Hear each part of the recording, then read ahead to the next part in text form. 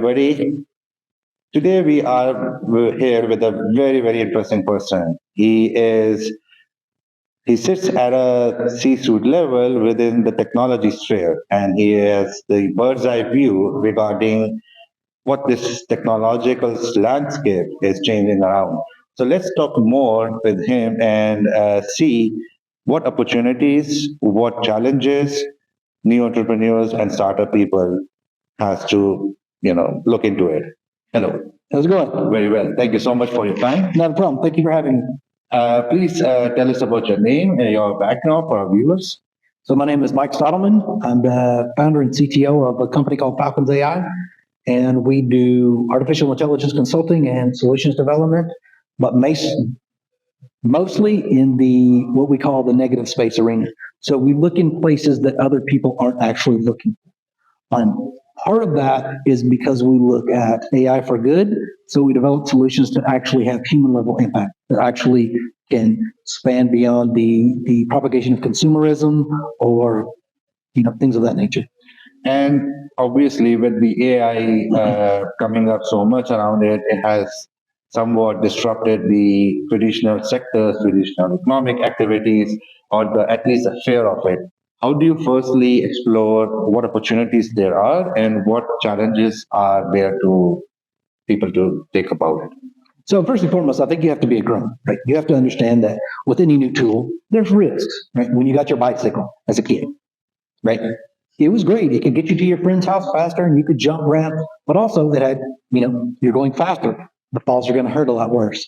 So I just feel like any new tool that has increased utility, like to the level that AI has, it's just that.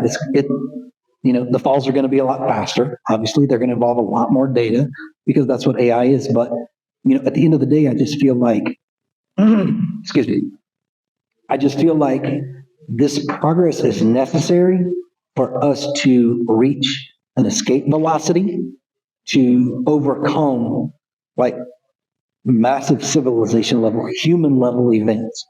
So if we're not going to come together as a civilization to solve it, then we need a wide array of pockets of advanced AI development to help kind of like the slingshot effect humanity forward. Right. And I mean, within the AI, these two letters, they also have been, like hyped up also a lot. Ridiculously, yes. Like really, really much. Everybody is talking about AI as if it has this intelligence which will take over humans and everything around it. Talk more about this thing that how this AI is acting in a very simple way. It's just large scale statistical models. That's literally all any AI is. It's a statistical probability of a thing, right? So you have facial recognition. We're all familiar with that. Like your iPhone, you look. All that is there is a 87 to 95% probability that this is Mike looking at his phone. Let me unlock it. It's not 100%, right? There is a 90+% statistical probability that as I'm using Gen AI to write this letter, that this sentence is making sense. And it matters and it stays in context with the topic. So you have things like that. Here's where the hype really loses it. Sight. And when I say sight, I mean sight with emotion. Who's somebody that really, really mattered in your life? From the memory. No, as you were growing up, one person specifically. Wow. Right. So when you see your mom after you come back from a trip or finally go visit them, her smell and all the other senses that get impacted, like that warmness you have inside of you, AI will never be able to recreate that for you. Now, it can recreate an image of your mom, but there's so much more context to that. So I think that when this hype comes in as AI can do all of this, it can do a lot of really good stuff really fast, but there are certain factors to being a human that statistics just can't replicate. I mean, it's interesting you said that, factors to human. I mean, what I feel with AI is most important is that it sort of brings in the most important thing of a human, which is good asking good questions. Absolutely. And I think one of the things that, like you're talking about AI for good, how do you think we as human beings be able to sort of have this learning curve of asking good questions? So it's pretty easy. For journalists and researchers and people that are trained on looking at things from different perspectives, right? So I steer anybody towards a publication. They discontinued it, but it was a spectacular publication, and it's called the Encyclopedia of World Problems and Human Potential. So, I challenge people that if you're looking for a problem, if you don't have a use case, but you want to get an AI, and you need a use case, look that encyclopedia up. It's free. I think it's free online now, and it lists out all kind of possibilities that would benefit humanity, and a lot of tragedies that humanity is going through right now. And so then you have to sit back and think critically: how can I apply some sort of, whether it's imagery with computer vision, audio, or machine learning, or natural language processing, statistical model to alleviate at least 25% of this problem, right? So we're taught in school that 25% is bad, right?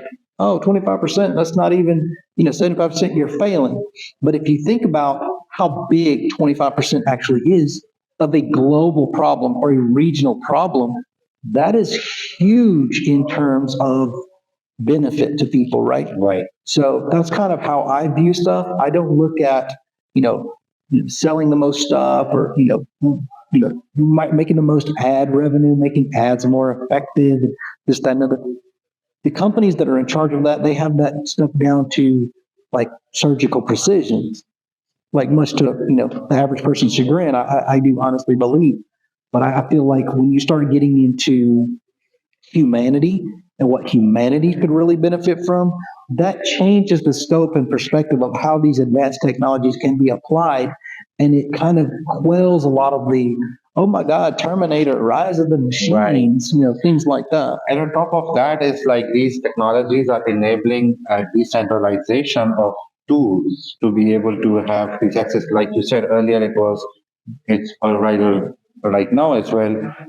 Big corporations have been able to achieve it to surgical precision. Yes. But now that accessibility is also having the potential towards average Joe on the street. Absolutely. That's why I'm a huge fan of Hugging Face and open source community. Right. Right.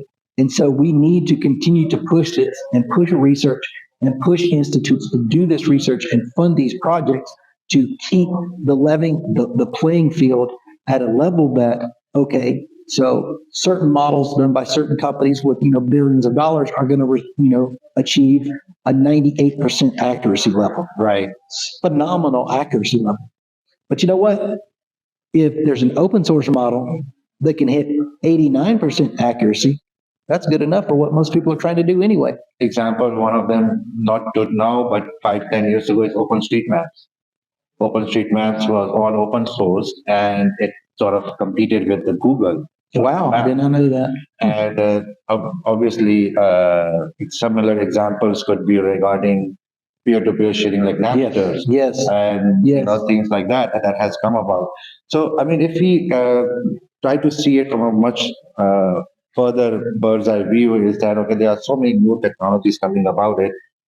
There is another technology right around the corner, which is called blockchain, and it has been there much earlier than AI, and it has a lot of advantage for the communities, for the societies.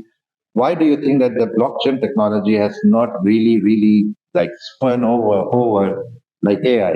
Only the crypto, and within the crypto, only the BTC is there. Because, and I'm glad you asked me that question. There is a phenomenal use case right here in the UAE for blockchain, right? Yeah. And it's education records. Okay. Right. So what I love about it is being an international traveler. If I decide to go to a school in a different country, access my records on the blockchain.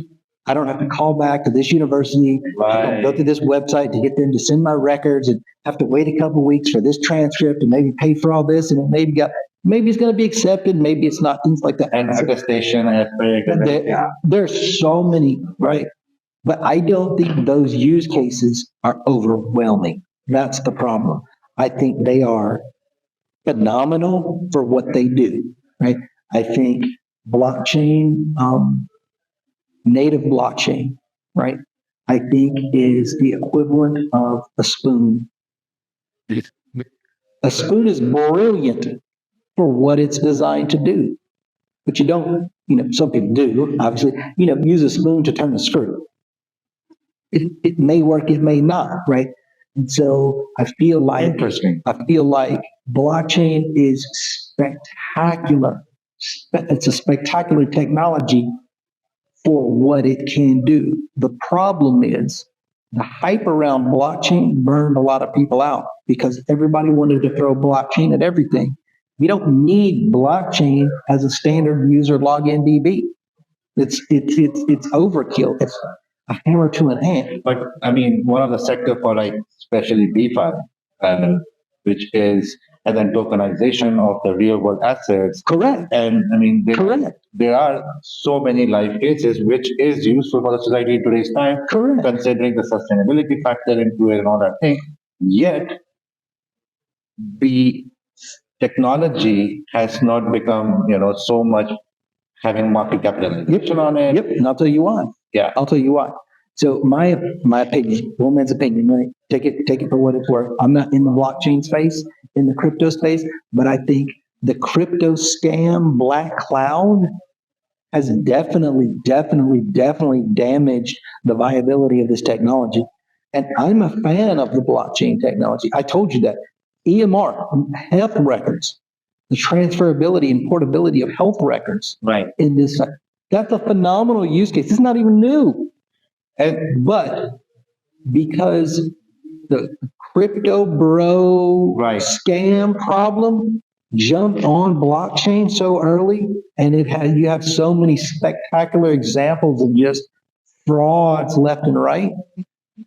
That's the problem. So this brings me to one burning question again, back to your field of scope is within AI, and again, within AI, there is another aspect of Internet of Things, which also perhaps somewhat connected to each other, but there are elements of fraud and elements of exploitation around here. Yet it basically gets invested. It basically sort of people are pushing towards it.